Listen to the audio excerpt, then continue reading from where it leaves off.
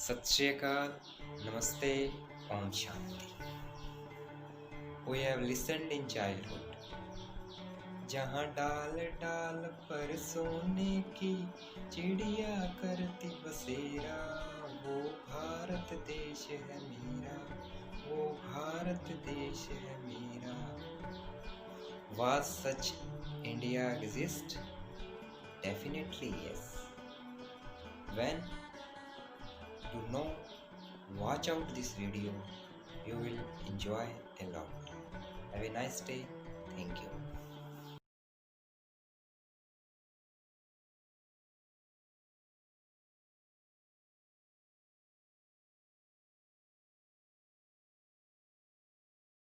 पर सोने की चिड़िया करती है बसेरा, वो भारत देश है मेरा, वो भारत देश है मेरा।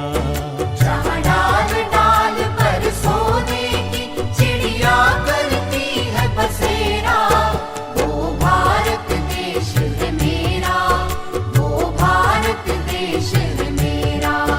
जहाँ सत्य अहिंसा और धर्म का पग पग लगता डेरा, वो भारत देश है मेरा, वो भारत देश है मेरा।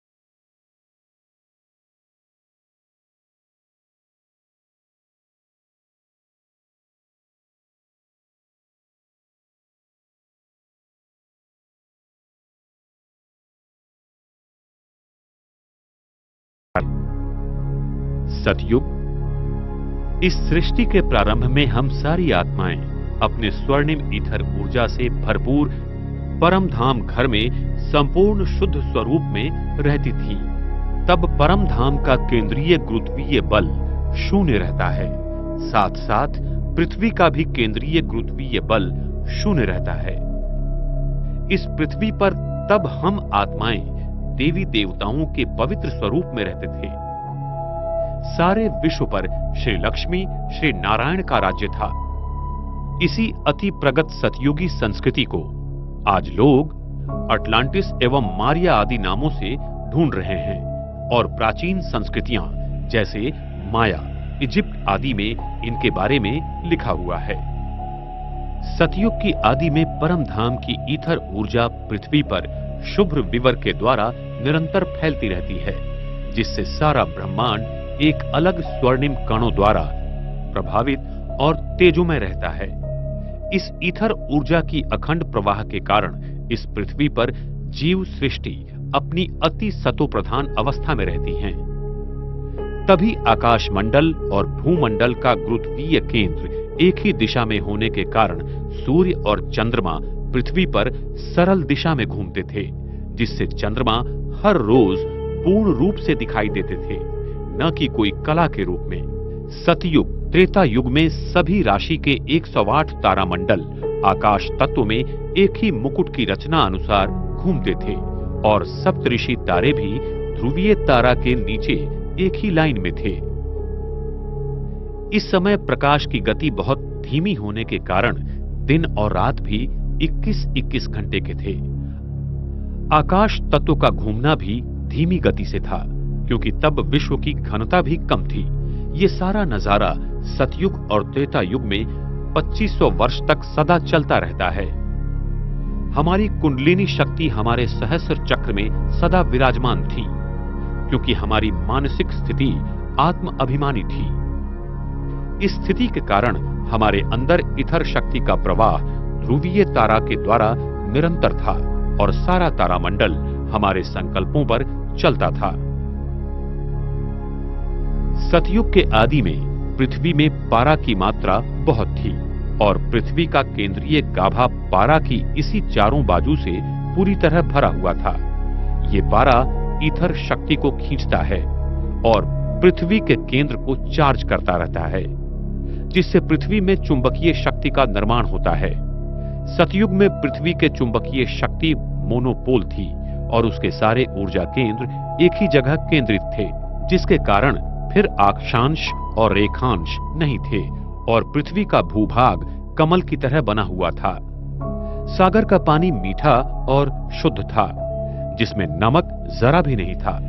सागर पृथ्वी के सारे भूभाग पर चक्रीय तालाब की तरह फैला हुआ था, जो अभी दक्षिण ध्रुव के उस पार भी है, और सागर इतना गहरा भी नहीं था। हर जगह उस भूतल को हम देख सकते हैं। इतना सागर का पानी स्वच्छ, शुद्ध और पारदर्शक था। इस युग में हम मनुष्य आत्माओं की सतो प्रधान अवस्था के कारण प्रकृति हमारे आदेशों पर चलती थी।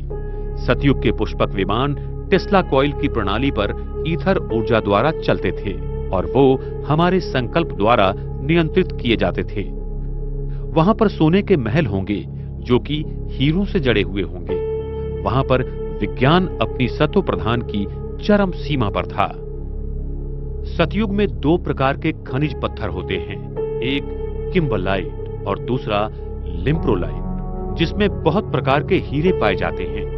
इनमें प्रकाश की किरणें अनेक रंगों में परिवर्तित तथा उत्सर्जित करने की क्षमता बहुत ज्यादा है।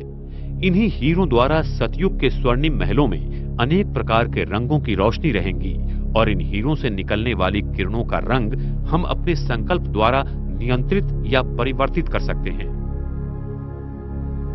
सतयुग में प्रकाश कणों की प्रकाश कोण डायनेमिक होती है, जिसके कारण जब विश्व महाराजन संकेत करेंगे कि दिन, तो सूरज की प्रकाश कणों का प्रकाश शंकु 180 अंश कोणीय में खुल जाएगा और सारी धरती पर एक ही समय दिन होगा।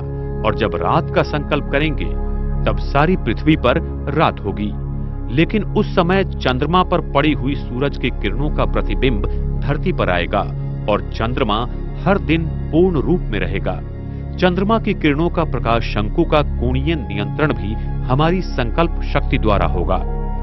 सतयुग में हमारा डीएनए 12 तंतुओं का बनेगा, जिससे हमारा शरीर अति सुंदर, शक्तिशाली और सूक्ष्म शक्तियों से भरपूर होगा, जिससे हमारी आयु 150 साल होगी और हम बूढ़े नहीं होंगे। हम अपनी इच्छानुसार शरीर को त्याग देंगे। हमारे मस्तिष्क पर तेजोमय वलय सदा रहेगा। इसीलिए मंदिरों में देवताओं के आगे दिए जलाते हैं, क्योंकि उनकी आत्म ज्योति सदैव जलती थी। देवी देवताओं का जन्म भी पवित्रता की शक्ति से आंखों द्वारा नयन दर्शन से होगा। वहां काम विकार से कोई भी रचना नहीं होती है। वर्तमान समय में मोर पंछी का जन्म भी उसके आंख से निकले हुए आंसुओं को मादा मोर पंछी ग्रहण करने से होता है। इसीलिए उसकी पवित्रता के कारण कृष्ण के मुकुट में मोर का पंख दिखाते हैं और वो भारत का राष्ट्रीय पक्षी है। सतयुग में प्राणियों की रचना मैग्नेटिक फील्ड के रूप में खिलौनों के रूप में होगी और वो बहुत सुंदर और सात्विक होंगे। हम मनुष्य आत्मा सतयुग से लेकर त्रेता युग तक सदैव आत्मिक स्वरूप में 2500 वर्ष तक शुद्ध पवित्र स्वरूप में थी।